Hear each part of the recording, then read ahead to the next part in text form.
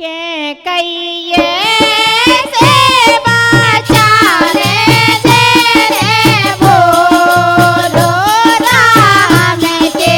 माने क्रोध भये ओ के कहिए से बचाने से रे बोलो राम के माने क्रोध भये अरे कोना के बेरा में भये कोना के बेलखन भये कोना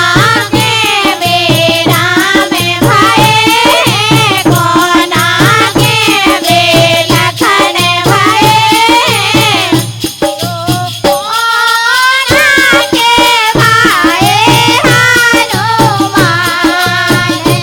राम के माने क्रोध भये देखो कोना के भाए हनुमान राम के माने क्रोध भये कहिए से बचाने से बोलो राम के माने क्रोध भये के कहिए से बचाने जेने बोलो राम के माने क्रोध भये अरे कौशल्या के राम भये के कई के देवरन भये